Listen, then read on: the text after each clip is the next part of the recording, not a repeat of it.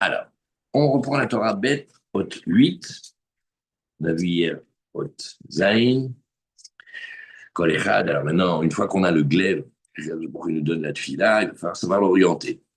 Et on a vu l'importance de la Torah que l'homme étudie, et en fait, c'était nous qui construisions et la Krina, là-bas, on renouvelle les âmes, et en renouvelant les âmes, ça se fait, comme on a vu dans le Shar Gilgulim, on a vu un tout petit passage dans le Shar Gilgulim hier, où on développe ce point-là, avec le hibour.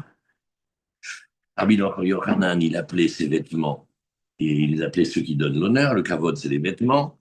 Et maintenant, on reprend Rabbi Bachana. Voilà, très bien. Donc, on a vu aussi qu'il fallait attacher nos prières aux tzaddik de la génération, tout comme on faisait avec Moshe. On a vu le Nossar, on a vu comment on dit Arélim Kacher. Et maintenant, on va habiller tous les enseignements de Rabbi Nachman ici, dans, voilà, ici, l'Ikouté Moharan dans la Torah. Bête, la deuxième Torah du l'Ikouté Moharan, et aujourd'hui, Otret. Aujourd'hui, on fait un passage magnifique. On va habiller tous les enseignements de Rabbi Nachman du début de cette Torah, on va l'habiller à l'intérieur d'une Haggadah. Alors vous vous rappelez, on a vu les Haggadot, c'est des secrets de la Torah habillés au travers d'histoires. Là, il y a une règle, comme ça disait le Ravol Bezatzal. Plus l'histoire, elle est incroyable, rocambolesque, étrange, psychédélique, plus il y a des très très grands secrets cachés dedans. Et Rabba Barbachana, il est un grand maître du Talmud, et il a parlé d'histoires incroyables avec des bateaux et des marins et des poissons et des vagues. Et ça se trouve dans le Talmud de Baba Batra, la page Aïn Gimel, et ce sont des histoires mamash, mais hermétiques complètement. Et Rabba Baba Chana, il est apparu à Rabbi Nachman et il lui a dit, et pourquoi tu expliques pas mes Torah, pourquoi tu expliques pas mes passages? Et ils se sont mis d'accord que Rabbi Nachman va expliquer. Donc, ce qu'on a ici, c'est les secrets qui sont cachés dans l'histoire. Et l'histoire, elle est Amar Rabba Baba Chana, Zimna Hada Avaka Zinan Besfinta. Une fois, nous étions dans le bateau. Alors, le bateau, c'est un code. Le voyage, c'est un code. Chacun des détails, c'est un secret de la Torah qui est habillé à l'intérieur d'une histoire pour nous permettre à nous d'accéder aux profondeurs de cette histoire parce que c'est tellement élevé que si on nous disait le secret de manière directe, on ne pourrait pas le supporter, c'est trop grand. Donc on l'habille à l'intérieur d'une histoire. Cette histoire, on peut la raconter à des enfants, on peut la raconter à qui on veut. Elle est déjà magique, elle fait un effet sur nous, mais maintenant, Rabbi Nachman, il va expliquer comment, caché dans cette histoire, il y a la tfila du Mashiach, la force du Mashiach, le respect de l'alliance, le mishpat, la justice, le juste milieu, l'attachement au tzadikim, la tzedaka, tout est caché à l'intérieur de l'histoire. Alors, nous, on lit d'abord une fois l'histoire et nous voyons comme ça, Amarababahana, une fois, nous étions dans le bateau, c'est-à-dire nous voyageons dans la mer. Verchazina naou kavra, deyad vale halta gabe. Et on a vu un poisson. Et sur ce poisson, mamash, il y avait du sable dessus, comme si ce poisson était devenu une terre. Des kathagama, il avait, et même il y avait du sable sur le poisson, mais même il y avait des plantes et comme des fleurs qu'on poussait. Savrinan, yebashta. Nous, on a pensé, quand on a vu ce qui s'avère être un poisson avec du sable et des plantes par-dessus, mais nous, on a pensé que c'était la terre ferme. Ve salkinan va finan beshlinan agabe. On est monté, on a cuit du pain, on a cuit des plats sur son dos. Et kad ham gabe itaper. Mais quand on a cuit, ça fait de la chaleur. Cette chaleur, elle a réveillé le poisson et il s'est retourné. Et donc, quand il s'est retourné, nous, on était comme sur une terre ferme, mais cette terre ferme, elle s'est retournée. Vei lavda va mekar va sfinta. Et si ce n'était que le bateau, il était proche. Avatavainan. Alors, on aurait coulé. Oui, voilà, ça c'est l'histoire. Alors, de cette histoire-là, certains maîtres, ils ont essayé d'expliquer, mais ils n'avaient pas les clés. Là, ils ont dit, parce que des fois, il y a des très grands poissons, ils ont été chercher, est-ce qu'il y a des très très grands poissons dans le monde? Birchalal, c'est pas ça. On parle ici d'un secret de la Torah habillé dans l'histoire. Alors, maintenant, on va reprendre point par point avec Rabbi Nachman et il va nous expliquer. Les Eshama Rabba Bar Chana. Voilà, c'est ça qui nous a raconté Rabba Bar Chana. Chazinan Laïd Kavra.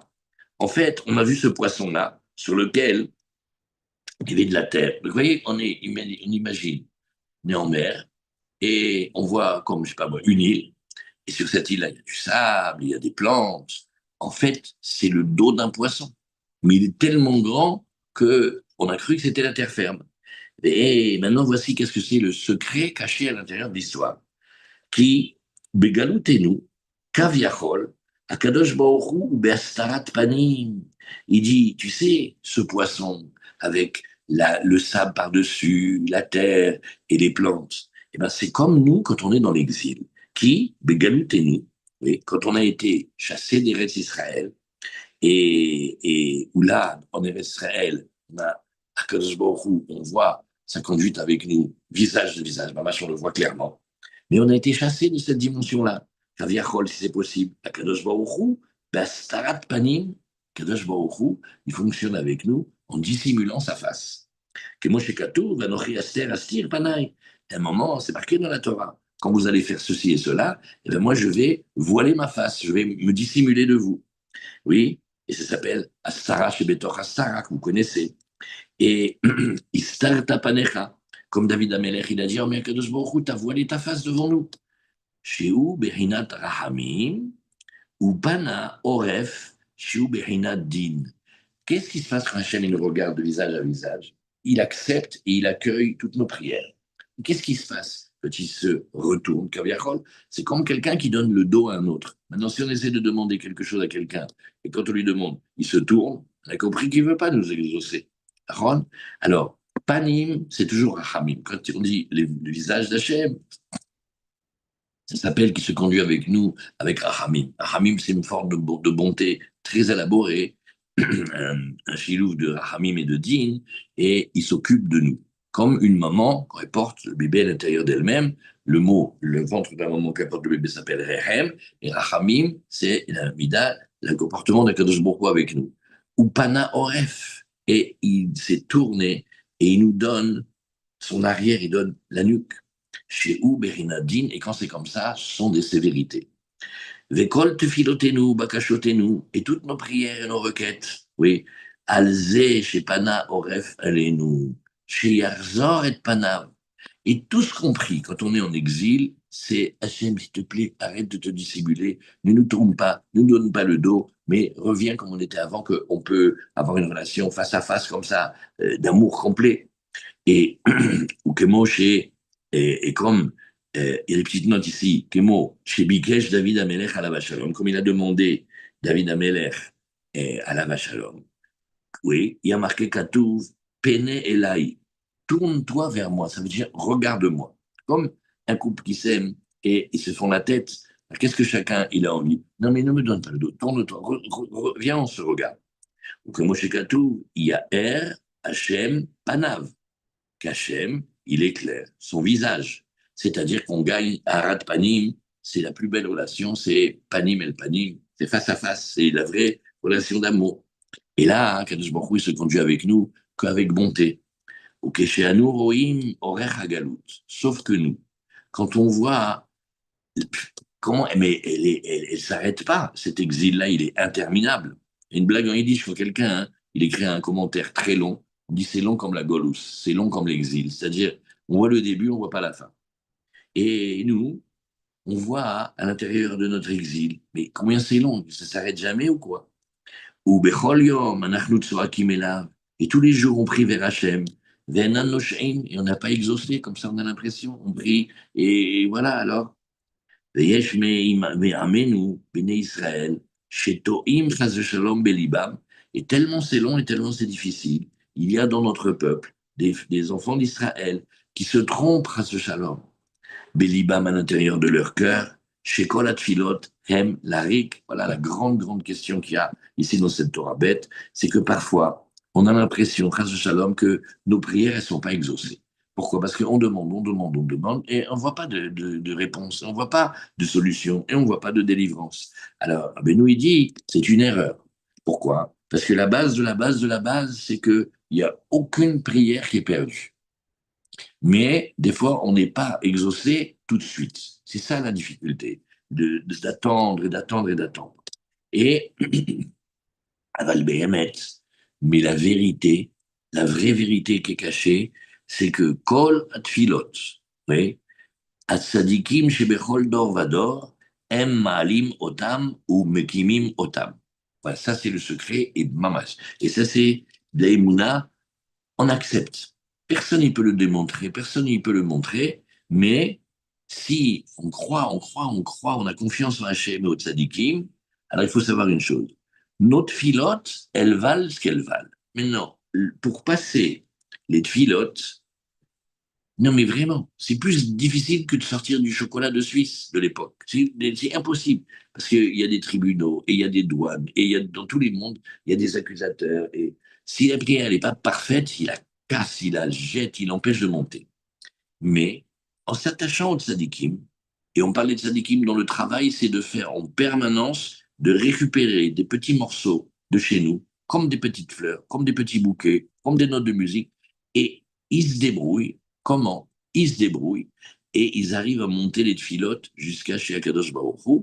Et c'est ce que nous disons, les tzadikim, shebekol dor vador, em ma'alim otam. D'abord, ils font monter la tfila. Parce que la tfila, nos prières, elles traversent, pas des endroits physiques, mais si on disait que c'était des endroits physiques, c'est comme s'il fallait passer un, waouh, mais un voyage incroyable, de milliards de kilomètres, et chaque kilomètre, il y a un empêchement. Donc, il faut que les prières, elles montent. Alors, ceux qui sont les tzadikim, avec le cœur pur, qui font tout ce qu'Hachem il veut, eux, leur prière, elle arrive à passer. Mais même des fois, c'est bloqué. Alors, il y a un tzaddik et quelques tzaddikim, eux, leur travail, c'est de récupérer des petits morceaux de prière cassés de nous autres et de les monter et de les reconstruire et de les présenter devant Hachem. Et Moshe Katuv, Vayakem Moshe et Mishkan, comme on dit dans la Torah, et on dit que Moshe, il a érigé le tabernacle. En deux mots, il a construit le Beth Amikdash portatif qu'on avait, qu'on le monte et on le démonte. Après, quand on est venu en Israël, on a construit une vraie maison. Alors maintenant, quand il y a marqué que Moshe, il a érigé le Mishkan, c'est la tfila. Qu'est-ce qu'il a fait? C'est lui qui construit des tfilotes à la base de nos tfilotes à nous. Voilà à quoi il sert le tzaddik ici. Ou ma'alim kol shaifa ve shaifa dedurte. Et comme il a dit le Zohar, il remet chaque petite partie à sa place et de là, il fait des palais en haut. Ou bonim komata chez la Shrina, et la présence d'Hachem ici, il a reconstruit entièrement. Et il a construit comment? Me'at, me'at, avec une petite prière de chacun et encore une autre petite prière. Et ça se passe en particulier et en général. En particulier, il prend les petits morceaux de prière. Des fois, quelqu'un il prie, des fois, il prie pas. Quand il prie, ça vaut déjà quelque chose. Maintenant, quand il a prié, une partie de la prière, il était un peu concentré, le reste, non. Alors, il prend cette partie-là et la reconstruit. Et petit à petit, de chacun, de chaque personne, de chaque lieu, de chaque moment, de chaque forme, plus toutes les filotes d'avant, plus les filotes de maintenant, et des fois même les filotes d'après, il arrive à les construire.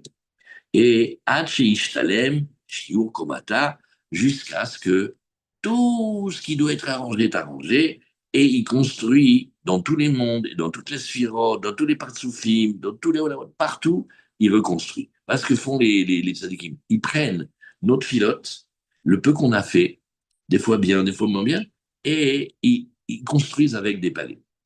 Az Yavo Mashiach. Et maintenant, quand on aura récupéré toutes les prières de chacun d'entre nous, alors vient le roi Mashiach.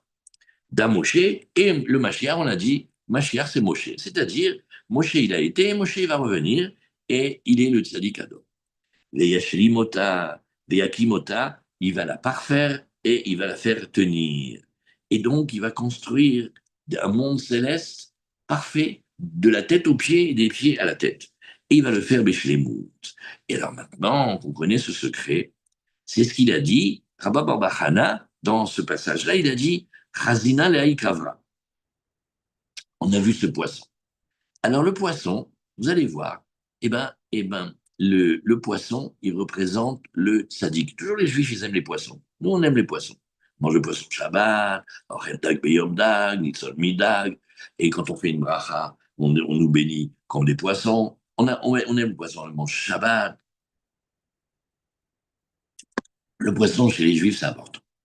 Alors, quand on voit le poisson, c'est une bérina du tzaddik Ador Anikra Dag. Oui.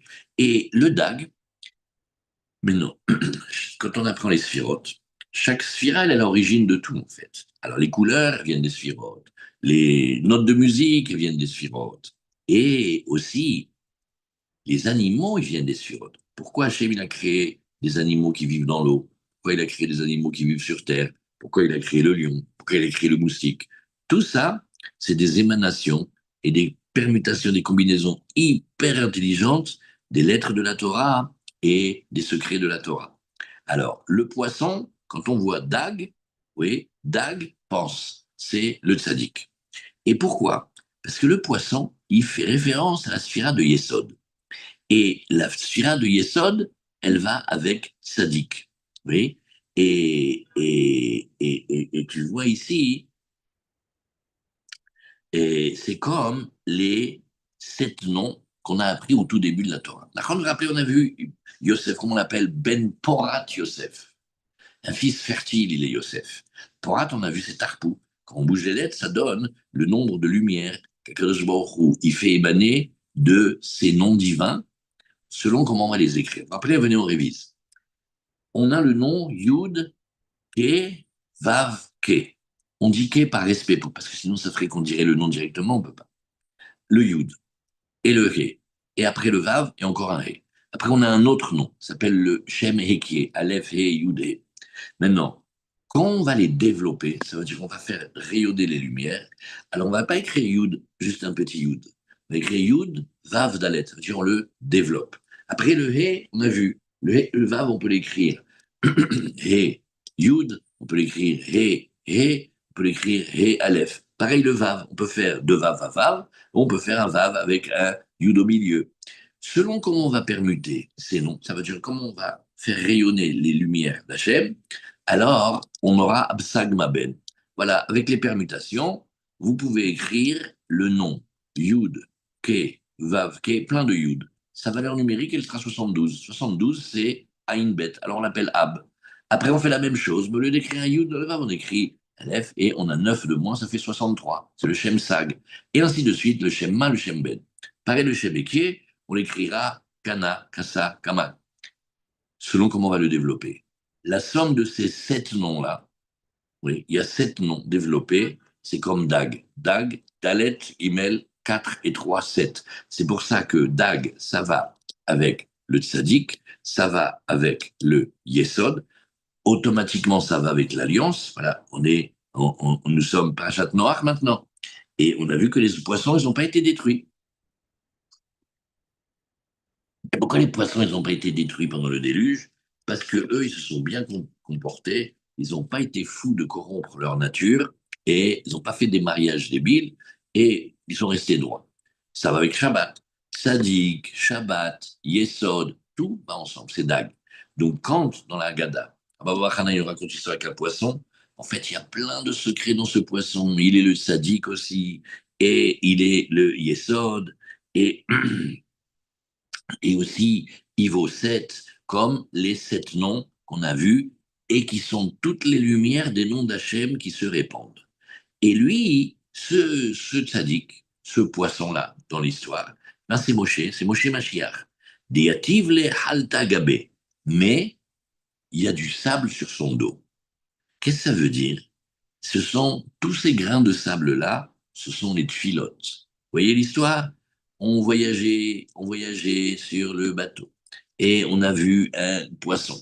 C'est-à-dire, en fait, on est en train d'apprendre comment il travaille le tzaddik avec nos prières. Et il s'appelle Dag, parce qu'il vaut 7. Et il est aussi la dimension de Moshe Mashiach, le tzaddik véritable qui s'occupe de nous et il s'occupe de nos prières. Et maintenant, qu'est-ce que ça veut dire qu'il a du sable sur son dos? En fait, ça veut dire que chaque petit grain de sable, c'est une petite fila de chacun d'entre nous. Ah, une filote, c'est les filotes. Oui. Et d'ailleurs, le mot sable, halta, eh bien, c'est le même mot que la prière. Parce que quand on dit Vayachel Moshe, Vayachel Moshe, ça veut dire il a prié. Donc le mot sable, le mot chel, il veut dire prière. Halta gabe, c'est-à-dire Shanu mitpalelim al ze kaviachol chez Pana Oref ilenu. Et pourquoi le sable il est sur le dos du tzaddik? Qu'est-ce que c'est le dos? Le dos, c'est la partie arrière. Ça veut dire on n'arrête pas de prier, mais Hachem, arrête de nous tourner le dos. Fais-nous voir ta force, libère-nous, mais punis tous ces méchants là, qui ne font que du mal. Et calme avec le Yetzirah, là, on n'en peut plus. Et la pauvreté, et les maladies, et la souffrance, et la justice, tout ça, ça c'est des conduites qui viennent du fait que Hachem, il tourne le dos. Parce que quand il tourne le dos, c'est les forces obscures, les rigueurs qui gagnent. Alors voilà, chaque petit grain de sable, c'est une prière que on dit, Hachem, on n'en peut plus de l'exil, délivre-nous, remets-nous comme on était avant, visage de visage. Oui. Alors, et Yad Vallée, Aïnou Veyavi, où est un Mishkan El Moshe. Pourquoi il y a marqué que le sable, il est posé sur son dos? Parce qu'en fait, c'est la somme de toutes nos prières à nous, compris pour la fin de l'exil. Kitsarir la vie ou les cachers et tadfila, la sadik shebador. Et là, c'est l'allusion pour dire, parce que nous, on vient et on offre nos prières aux tzadikim qui les attachent, qui fassent quelque chose avec. On a discuté de ça, plein déjà. Il y a une vague dans Rabbi Nachman, c'est déjà, mais qu'est-ce qu'ils ont avec le tzaddik? En fait, le tzaddik, il faut toujours penser, c'est comme Moshe Rabbeinu. On pouvait sans Moshe Rabbeinu, on ne pouvait pas sans Moshe Rabbeinu. Eh bien, la même chose, le tzaddik, et il vole la place de personne. Au contraire, il aide à faire que notre filote incomplète et imparfaite, elles arrivent à monter. En fait, il est une aide, le tzaddik. Il nous aide. Il prend jamais la place de personne. Dès que la personne est grande, il disparaît. Comme quelqu'un qu'on a rencontré dans la vie qui nous a aidés pendant un moment, et après, quand on arrive à ouvrir les yeux et être grand, hop, il n'est plus là. Et c'est Pélé ce qu'il fait. Et les cadrés allaient agma. Maintenant, il y a des plantes qui ont poussé. Aïnou aneshamot abaïm imatfila. Tu sais qu'est-ce que c'est ces plantes qui poussent sur le sable? Le sable, c'est la prière. Et les plantes qui sont sur le sable, c'est les âmes qui sont habillées dans la tfila. Et elles vont s'éclairer, oui. Et c'est lié à la Torah qu'on apprend et que les âmes, elles s'habillent à l'intérieur des lettres de la Torah et la prière aussi. Et que on prie aussi, qu'on arrive à étudier et que de toutes les lettres de la Torah, eh bien, il y a un renouvellement et une régénération de toutes les petites étincelles des âmes et ben, ils viennent à l'intérieur de la prière. Alors, les neshamot, elles viennent en même temps que la prière. C'est ça qui a marqué. Berinat, Betulot, Taharea, Reotea, etc. Qui a neshamot, Em Nikraim, Asavim. Alors les âmes, elles ont plein de noms aussi, et des fois on les appelle des plantes. Comme il y a marqué, Revava Ketsemach Hasadeh Natatir. Tu sais, les Bnei Israël, quand nous on était en Égypte, tu sais ce qui s'est passé? Eh bien, Béhémet, Hachem nous a bénis, et on a proliféré, on faisait des bébés, mais incroyables, plein, et on est devenu, d'un tout petit peuple de nomades comme ça, on est devenu une population immense, des millions, des millions et des millions. Et comment pousser?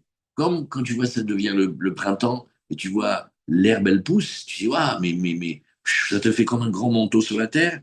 Comme ça, nous, on était plein. Et donc, les âmes juives, elles s'appellent les plantes, et elles poussent sur les tfilotes. Maintenant, il faut l'expliquer. Et alors, qu'est-ce qui s'est passé maintenant dans l'histoire? Donc l'histoire à Baba Bachana et Rabbi Nachman ils nous racontent l'histoire des secrets de la Torah. Qu'est-ce que c'est, les amis, le passage où le poisson, là, il se retourne? Parce que qu'est-ce qu'on dit? On dit, nous, dans l'image, on a cru que c'était de la terre ferme, on a vu du sable avec des plantes, on est monté. Qu'est-ce qu'on a fait dessus? On s'est installé, on a fait chauffer du pain, on a cuit du pain, on a fait des plats. Ça a chauffé et il s'est retourné. Qu'est-ce que ça veut dire qu'il s'est retourné? Alors, Vesavrinan Yevashtaou. Et on a pensé que c'était de la terre ferme. C'est-à-dire, chez Atefilot Enan Osaperot. Yavashta, c'est la terre ferme, mais ça veut dire aussi sec. Euh, Désolé.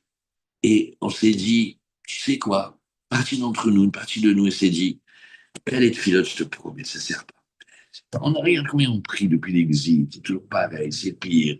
Et chacun dans sa Géoula pratique. On parle dans le destin du clan d'Israël, et on parle aussi dans le destin de chacun d'entre nous. Chacun y prie pour arranger tel ou tel défaut, chacun y prie pour devenir meilleur. Et on se rend compte au bout de plusieurs années, mais où est les Bechlal, Maïd Bodedou, où sont mes midot, où sont ma gentillesse, où est mon altruisme, où sont... Ah, Bechlal. Donc, ce sentiment-là, on se dit, ça fait pas de fruits. Voilà. On prie, on prie, on prie, mais on n'arrive à rien faire. Comme une terre sèche et désolée et aride. Oui, ça, c'est ce qu'on a pensé. Aval behemet enoken. Tam-tadam. Mais en vérité, c'est pas comme ça. Et là, salkinan, vafinan ou bashlinan. Non, non, non, non, non, non, non. Regarde, en fait, on a fait du pain, on a fait des plats. Aïnou kolat filot salkinan veolin. C'est-à-dire, les prières, elles montent, même si on ne se rend pas compte.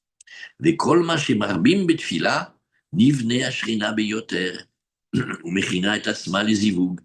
Et même si nous, on ne se rend pas compte, et même si nous, on est découragé, chas shalom, nos prières, nos petites prières, nos études, ça construit, construit, construit, construit, et ça fait régner Hachem là où il doit régner, et la Shrina, elle est comme la fiancée, et Akadosh Baruch Hu, il est comme le Khatan, et nous, on veut que le Khatan et la Kala, ils se trouvent, et ils s'aiment, et ils se marient, et ils fassent plein, plein, plein, plein, plein de grandes choses ensemble, et aussi des beaux bébés. Et donc, au début, la fiancée, elle se prépare à la rencontre.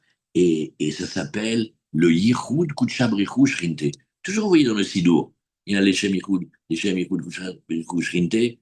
Akadosh Baruch Hu et la Shrina, c'est de ça dont on parle ici. On est nous, ici, en bas, on est capable de créer la rencontre entre le Khatan et la Kala. Et maintenant, tout ce qu'on fait, on construit. La touche finale, elle va venir avec le Mashiach. Mais en attendant, il y a besoin de tout ce que nous on fait, y compris quand on pense que ce qu'on fait, ça vaut rien.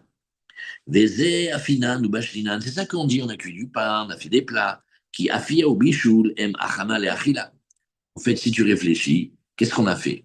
On a préparé, on a cuisiné. En fait, on est en train de préparer le repas. Rendre comme on va préparer le repas de Shabbat maintenant. Alors, on prépare, mais on ne mange pas encore maintenant. On mange Shabbat. Alors, on prépare. Donc, on les prépare. Quand on parle de manger, manger, quand on prépare le manger, et après on mange, c'est un petit peu comme la Kala, quand elle se prépare à rencontrer le Khatan, et qu'à la fin, ils puissent s'unir. C'est un travail de préparation. Que moi, chez Katou, qui im alechem, asher hu ochel. D'ailleurs, on voit dans la Torah, il y a des allusions. Quand on veut parler joliment du moment de la rencontre, on ne parle pas de la rencontre, on parle de manger. Et et quand son dos il a été suffisamment chaud, c'est là où il s'est retourné. Quand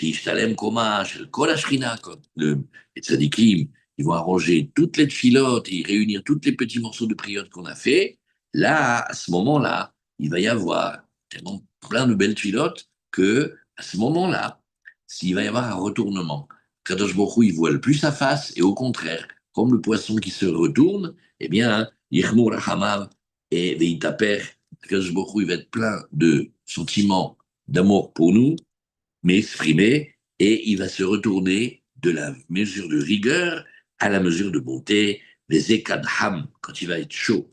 Et nous, Kacher, Yichmur Hamav, il va y avoir une chaleur intérieure d'émotion et d'amour, et Gaba Itaper, Aïnou Itaper, Midatadin, les Midatarachamim. La rigueur va se transformer en bonté. Ça, c'est la première. Et il nous reste le dernier passage maintenant. C'est le dernier passage, c'est on nous dit, waouh, et si ce n'était qu'on était proche du bateau, oui, et alors on aurait coulé. Alors qu'est-ce que c'est ça ici? Ça, c'est ce dernier passage-là.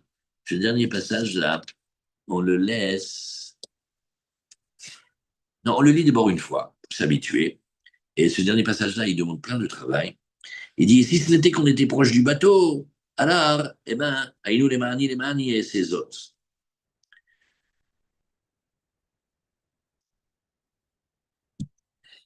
Bon, il faut de l'aide. Hein. Et venez d'abord, on fait un petit point. On révise. On essaye. Ça, c'est un travail immense. Si on arrive à faire ça, c'est khazak, khazak. Au début, on lit, on s'habitue, et après, on essaye d'enfiler les perles. Ça veut dire de mettre ce qui nous a appris Rabbeinu à l'intérieur de l'histoire. Et on reprend. Amar Rabba Barbachana. Rabba Barbachana, c'est un tzaddik, il va nous dévoiler les secrets de comment Hachem il se conduit avec nous. Il dit, une fois, on allait dans le bateau et on a vu un poisson, un nom traduit en directement. Il dit, on a vu le tzaddik. Et il avait plein de tfilotes sur son dos. Toutes les tfilotes des béné Israël, il les a ramassées. Chaque petit grain, il est comme une prière. Des katha agma, il avait, et même dans ces prières-là, il y avait des plantes qui étaient des âmes juives. Nous, on a pensé que nos prières, elles servent à rien. On a pensé que c'était de la terre ferme, aride. Mais non, en fait, on s'est trompé, parce que toute notre filote, elle monte, et elle prépare la rencontre entre Akadosh Baruch Hu et la Shrina. Et elle prépare la rencontre. Et quand la mesure des filotes, elle sera comblée, et que c'est-à-dire qu'ils nous ont aidés dans nos prières, alors Akadosh Baruch Hu, il va changer de comportement, et au lieu de nous tourner le dos comme dans l'exil qui est interminable, il va se retourner et va nous prendre dans sa bonté. Mais si ce n'était qu'on était proche du bateau, on aurait coulé. Les trois derniers, les mots là, et si ce n'était qu'on était proche du bateau, on aurait coulé. Oui, ça, c'est une explication en elle-même, on la regarde, la suite, Bezrat Hashem la prochaine fois, Shabbat Shalom. Voilà, ça c'est comme ça. Vous voyez, on prend les secrets qu'il nous dit et on les met dans l'histoire. Maintenant, on sait que quand Rabba Bachana, il parle, il raconte pas du tout des histoires des bateaux avec des poissons. C'est pas. Non, il raconte des secrets de comment Kadosh Baruch Hu, il est ce souffle de vie que l'on voit du Mashiach. Il vient par les tfilotes. Et les tfilotes, c'est l'épée à double tranchant. Et c'est le rêve de Rabbi Shmuel Isaac, de son rapprochement à Rabbi Nachman. Et que Rabbi Nachman, il est celui qui sait aiguiser les tfilotes, celui qui sait arranger les tfilotes du monde entier, y compris des très très grands sadikim. Et qu'au début, oui, c'est très difficile. Il faut beaucoup pleurer, beaucoup prier pour qu'on nous donne cette épée. Mais après qu'on nous donne cette épée, il faut savoir la manier. Et savoir la manier, ça veut dire aller ni trop à gauche, ni trop à droite. Pas tomber dans la folie d'Ishmaël, ni celle de Esav. Et c'est ça qui occasionne les pensées qui sont des pensées perturbantes. Mais tout ça, ça s'arrange avec la tzedaka, avec le mishpat. Essayer de réfléchir bien. Chaque chose qu'on fait, on ne fait ni trop comme ça, ni trop comme ça. On essaie de viser. La tzedaka va nous aider énormément. C'est le travail de Yaakov et de Yosef. C'est pour ça que Yosef, il a eu tellement de travail à faire. Ça va avec le brit. Et tout ça, Rabbi Nachman, à la fin, il le cache et il le dévoile aussi dans Rabbi Bachana dans la Gadot. Voilà ce passage-là. C'est Hazak.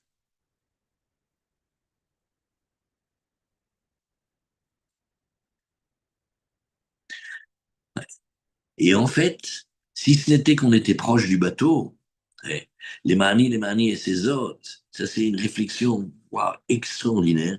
C'est que si on prend le temps de se poser, on voit en vérité que tout ce qu'on fait et qu'on pense qu'on a fait, c'est toujours Akadosh Baruch Hu qui nous a donné le moyen de le faire. Voilà, on met un point ici. Shabbat Shalom, battez-vous bien. Les Shabbat shalom.